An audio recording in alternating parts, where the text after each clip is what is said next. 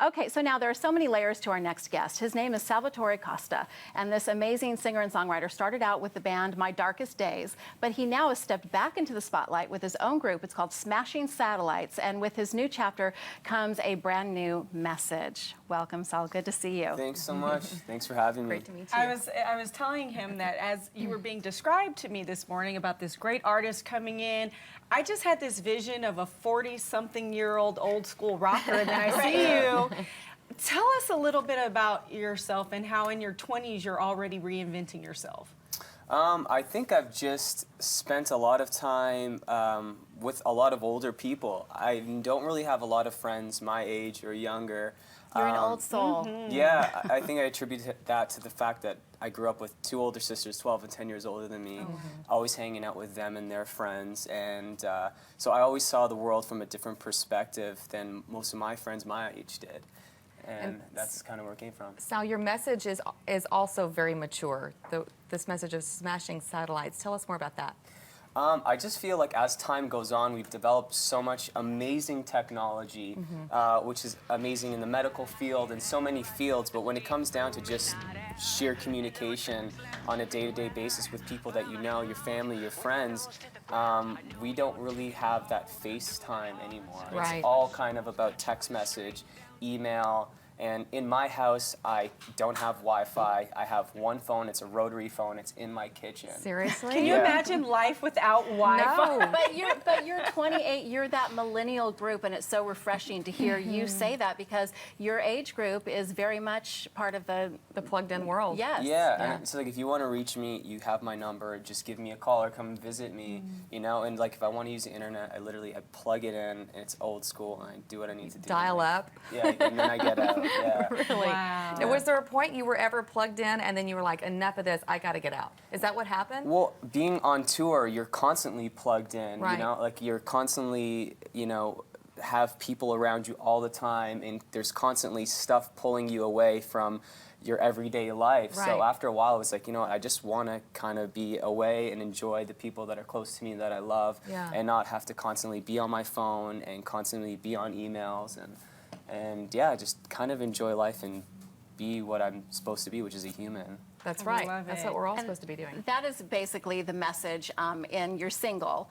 Hounds, right? Yeah, well, Hounds is really just about that primal energy of another human being, and you know, at the end of the day, we're kind of just all like animals. So. We've got a clip of your video. Let's take a Oh, look. cool. That led me there, right through the deep blue midnight air, and there were tracks left everywhere.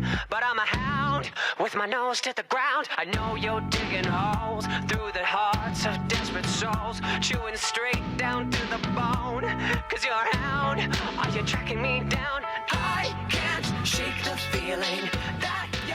All right, I dig it. It's got, I dig it. It's got like a little bit of an 80s vibe to it. Totally. I really like it. So, what groups would you consider your inspiration? Where does this come from? Because I like that. Well, I never, growing up as a kid, like having two older sisters, I was always kind of into their music, but then I was also into the music of my generation as well. They were classically trained, right? Yeah, I had like a classically trained pianist as a sister who was amazing, and then my other sister was a grunge goth kind of chick and had like a black room and had all these crazy like records. Yeah. And I was like, remember being like 5 or 6 years old, and her room was just like this scary place. And when she wasn't home, I would sneak in there and Check it steal her out. records.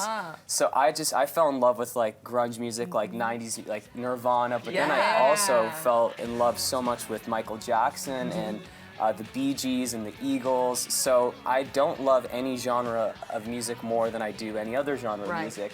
And that's kind of the whole theme of my band, is just you can listen to one song and you could think it's kind of grunge influenced, but you could listen to another song and feel that it's very pop influenced. And that's kind of where I come from as an artist, I guess. Good. What do your friends think of this new direction that you're taking your music? A lot of them aren't surprised at all because they know this is me. You know, I've been a very eclectic person. I don't like being put in boxes, and I felt with all the previous projects I was involved in, when you're part of the machine, you're forced to be in a box. Right. It's just like you're a rock artist and that's all you can do. But that's not my truth. Right. Inside, like I've had so many different influences. Like I, spent a lot of time even studying flamenco music and stuff as well. And I wanted to put that into an attainable music that many people could like. Right. Well, okay, we want to know a little bit more about you. We know about the music, so we know, but tell everyone you're from Canada. Yeah, I'm from Toronto. I love it up there. We'll have to talk about Yeah, that. Toronto's pretty cool. But you're also a vegan. Yeah. And tell us about that lifestyle. Well, and is there a reality show that might be happening around that? Potentially, well, first of all, yeah, I am a vegan, and I have been for 2.5 years, and it's been pretty life-changing for me. But yeah, like while I was on tour, I started realizing it was really hard to eat well. You're in a different city. It is hard on the road. Yeah, every single day, and so I'm trying to discover new places to eat, and being a vegan on top of that is also very hard.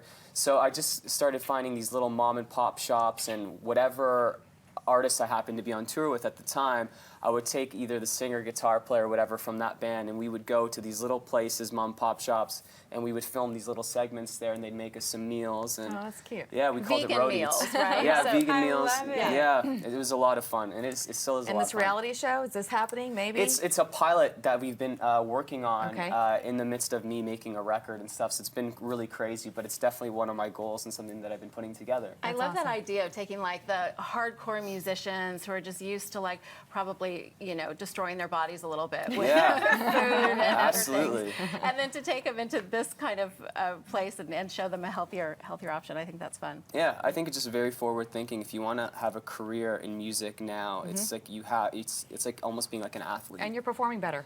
Yeah, you perform better, you That's feel right. better, and you're. Feed the machine. Yeah. I Feed the love machine. it. Love it, love it.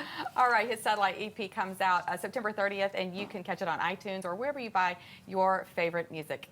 All right, the Big Tex Choice Award finalists for this year's State Fair Texas have been announced, and we're meeting up with one of those guys. Here he is. It's going to be yummy. We'll be right back.